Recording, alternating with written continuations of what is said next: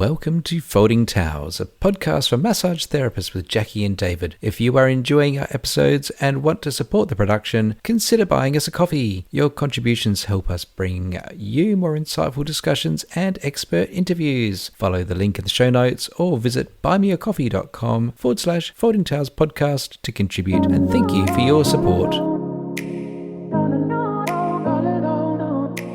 Hello and welcome back to the Folding Towels podcast. It's just me this week. Jackie is away and it has been a full and slightly chaotic start to the year here. Rather than rush out something half-baked, I wanted to bring back an episode that is still one of the most practical and most requested topics we've ever covered. You'll find this question being asked in Facebook groups amongst therapists all the times. So this is a re-release of episode 27, non-attendance and what to do about it, and yes, you can charge a fee. That's episode 27. That means that you can access another 100 or so episodes in our back catalogue through your favourite listing app. With some of those episodes, or many of those episodes, we've got a transcript up on our website as well, foldingtowespodcast.com.au. We first released this episode in October 2023, and it is still very relevant and a structural conversation about running a massage practice. No-shows, late cancellations, ghosting. They still sting, they cost you time, they cost you money. So in this episode, I want to walk through why bookings can be considered to be contractual in nature, the difference between a policy and a procedure, what Australian consumer law says about frustrated contracts, i.e. someone who doesn't fulfill their end, a no-show, how to prevent cancellations before they happen, how to enforce a policy calmly and consistently, and when compassion is appropriate, and how to draw a clear line in the sand when needed. So if you're new to the podcast, this will feel fresh. If you've heard it before, treat it as a reset. Policies drift, standards soften, boundaries blur. This is your reminder to tighten things up in the new year, because being professional is just what we do. Let's revisit episode 27. This is the first episode in a series that focuses on structural things for your massage business and practice, like policies, procedures, and some of the things you probably need to have in place that no one really seems to teach us when we are at massage school. So, if you were to ask any massage therapist what one of the most frustrating things about being a therapist is, they're going to say something about non-attendance, no-shows, did not attend, late cancellations. In fact, I'm recording this episode right now because someone didn't show up for their appointment. Non-attendance and late cancellations suck because it's your time and it is your money. If you work by yourself or for yourself, or if you're a contractor, then a non-attendance probably means that you don't get paid for that spot. And if you're an employer, then you are relying on people turning up and paying for their appointments so that you can pay your staff. No booking, no money, makes for misery in running a business. So if you go to Facebook and ask what to do right now, you'll receive mixed responses, missing detail, relating to charging fees, not charging fees, just sucking it up, etc., etc. Facebook advice is often bad, very bad. So, what are you going to do about it? I guess you could do nothing. I guess you could feel bummed out. But this is also your chance to shine. Under Australian business law, a booking for an appointment is considered to be a contract to purchase. Someone has made a commitment to turning up and buying your service. They are in contract with you. If they do not turn up, then no one else has the opportunity to buy your service at that time. So they are denying you the opportunity to be paid for your time, product, and service. Now, the biggest reasons for therapists not having a policy in place is 1. They don't want to. 2.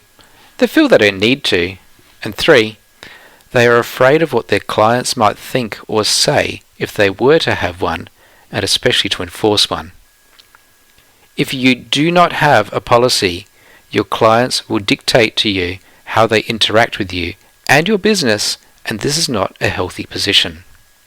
Before we get into policy, fees and enforcement, let's talk about prevention first. This is where online booking systems make life very easy, because usually these systems send emails and text message reminders, albeit at a cost. Most systems also allow you to collect either 100% of the fee or a portion of your fee upfront to secure the booking, if that's what you want to do. And this is an excellent way of ensuring that a person turns up to their booking, because if they don't turn up, you keep their money, and that's happy days. You might think that, say, $40 per month is expensive for a booking system, and perhaps 10 cents per message is a little rich. However, you only need to prevent one person from forgetting their appointment, and the system has paid for itself. Now, keeping a diary seems to be getting rarer these days, and clients are more and more dependent on reminders to remember when their appointments are. For someone who is regular, you might need to prompt them to put their next booking in their diary.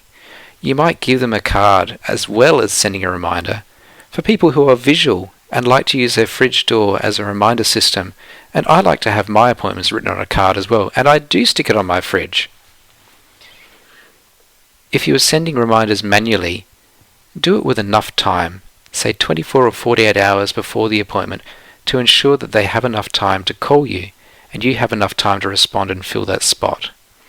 And this is where a system is marvellous, because it does all that for you without having to remember to do it yourself. Personally, I use my system to send out reminders with 24 hours notice. That system will usually send in their email an iCal appointment as well. They can click on that iCal, it'll contain your address, it'll save the appointment straight into their diary, and the person will get a reminder even to leave at, say, half an hour before the scheduled appointment. And so they can manage their time better, and it's just one more step to ensuring that a person actually turns up to their appointment. Some practices do require a response to their notification. For example, reply Y to confirm or N to cancel. The problem is, for the person who doesn't respond at all, you then need to follow that person up, which does take a little bit more time. It does work very well for busy practices with an established cancellation list. And in your reminder to that person, you need to tell them to call or text you or email you if they need to reschedule. And pick the modes that you prefer. And as part of that reminder, you need to include that you do have a cancellation policy and that you might charge if they don't turn up or if they cancel at the last minute. And if you do get a person who has to reschedule every time the reminder comes out, you probably need to let that person go, because this is just the way they are. I've been in business for a fair time now. I still budget to run my practice at 80% of capacity. That accounts for quiet weeks due to flaky times of the year, and for also late cancellations. And it helps me to manage my stressors, knowing that, look, if I do get a couple of cancellations in a week, it's not the end of the world. But I do remember in my early days where I might have had, say, 10 people booked in and 3 cancelled in that week, and that's when it really hurts. And I found that every time I made a brave decision in my business, usually involving committing money, resources to something, that would be the fortnight when the cancellations would come in. Whether it's universe stuff, whether it's self-fulfilling prophecy, or it's just confirmation bias, I don't really know. But usually my weeks are pretty smooth, and cancellations and non-attendance seems to come in waves. This happens to be my first non-attendance for the financial year, and I've also had 12 cancellations for the year so far. Compare that to a couple of years ago, where we had 208 last-minute cancellations in a calendar year and 23 non-attendances, largely driven by COVID, all while running at 65% capacity already, and I don't care to repeat that anytime soon. So whether you are new to running your own practice, or you've been around for a while, then you need to make yourself a cancellation list. Now this could be a notepad that you keep by the phone, or you can manage it through your booking system. These are the names and numbers of people who have told you that they want an appointment if something comes up at the last minute. Let's say you have demand for a Saturday or an evening spot, and you've got lots of interest for those times. Keep a register, and then you can fill that spot in a hurry. The next thing that you are going to want is a non-attendance and late cancellation policy. A policy, you say, but I'm a free living, go with the flow type of person. Believe me, you need a policy, and a procedure, and it doesn't need to be long. Your policy can be as simple as this. Go and grab yourself a pen and paper right now and write this down. I've written it to sound fun, and it's a very basic policy, and you can make yours longer if you like. But here it goes. At your business name, we run like clockwork, and we have reserved your appointment especially for you. It's your spot in this world, and no one else can take it. We do run a busy practice, and we do keep a list of people who want appointments. That's why we kindly need you to give us a heads up with a minimum of 24 hours notice if you need to reschedule your appointment. Now notice I said reschedule and not cancel. Should life throw a last-minute curveball your way, don't worry, just give us a call and we'll work things out. We do need to let you know that we do charge a fee if you don't give us enough time to fill that spot. If non-attendance or late cancellation becomes a habit, then this might lead to us parting ways. Let's respect each other's time and keep the good vibes rolling during your massage journey with us. So this is a very brief policy statement. You could choose to make it longer and with more detail. But just look at the format for a moment. It's got a title. It has a position statement and reasoning, and it has consequences if the policy is broken. In this case, the consequences are a fee or parting ways, i.e. refusing any further bookings. Long story short, if you don't have a policy and you don't take reasonable steps to tell clients about that policy, then a client can challenge you, particularly if you are charging a fee. So what is a late cancellation? A late cancellation is defined in your policy, someone that does not give reasonable notice that they cannot make it. But what is reasonable notice? You get to decide that. Is it 4 hours? Is it 24 hours? Is it 48 hours? Put that in your policy. What is the consequence? Put that in your policy too. If you want to charge a fee, you need to state that in your policy.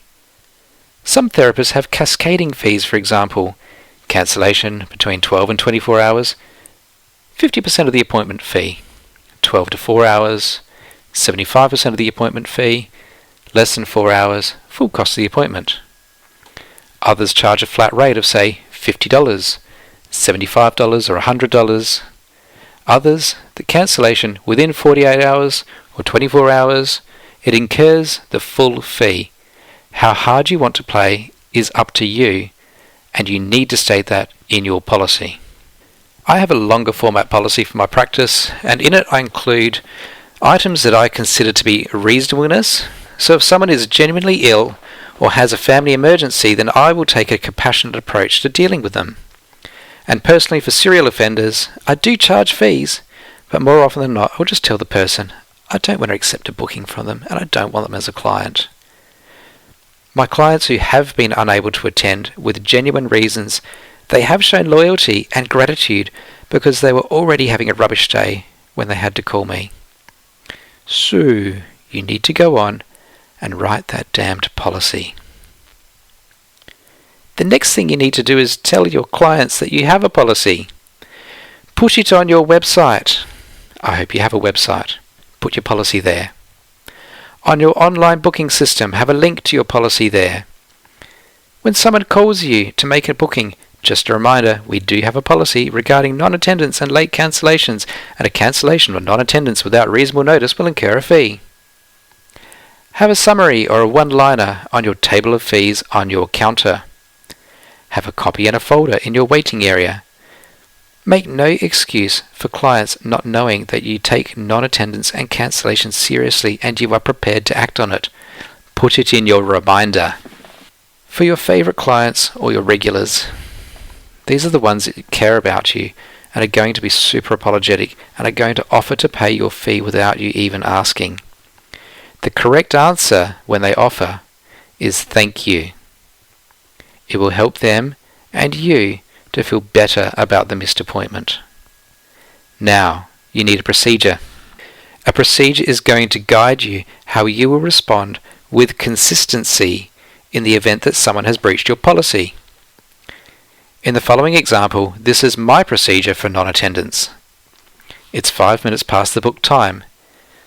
They might be running late, they might be stuck in traffic, they might be trying to find a park, or they just plain forgot. Pick up the phone and call them. If they answer, have a conversation, or it might go to message bank. Hi, it's David here from DC Remedial Massage. Just double checking to make sure you're on your way to your massage appointment. It was at 4:45 p.m. I hope you're okay. Please call me back on my number and let me know. Why call? This is when I have found out that my client is at the hospital with a child who is suddenly ill. This is when I find out that my client has been in an accident on the M1, or maybe the traffic is banked up for 10 kilometres. This person is already stressed. They've got a reason not to be with me right now.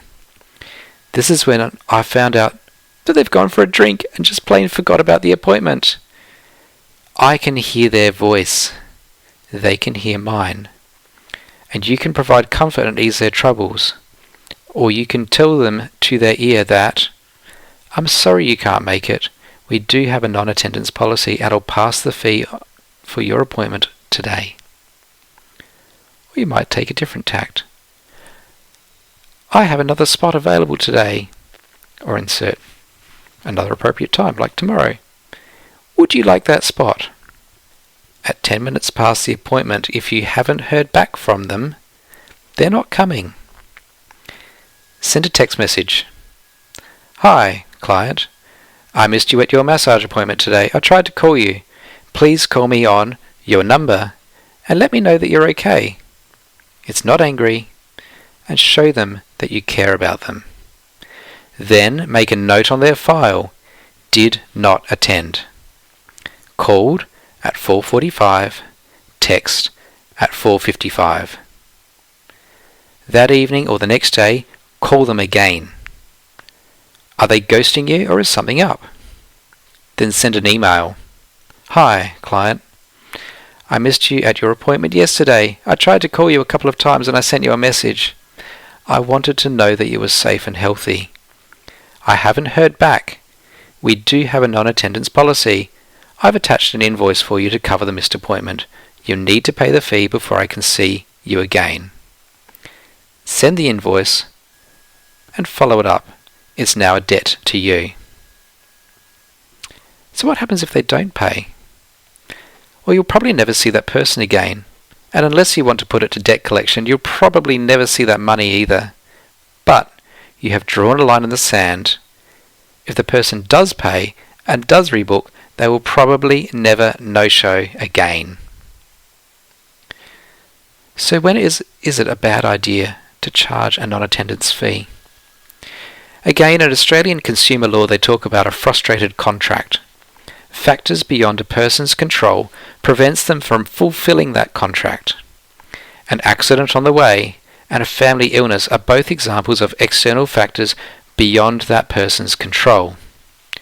You can totally still charge a fee if that's what you want to do, but this is also an opportunity to show compassion. And a little bit of goodwill goes a long way, and you will build loyalty by showing a bit of leniency sometimes. Because that person's day is already looking a bit rubbish, and you can make it more rubbish, or you can make it brighter. Offer sympathy or empathy if that's what is warranted. You might even go so far as to send a card, or give them a call in a few days because you are concerned for them, and offer another time for when it is appropriate for them to come back in, and waive the fee. Make a note on their file, because if their mother dies twice, you'll know they're lying, and you can totally send them a bill.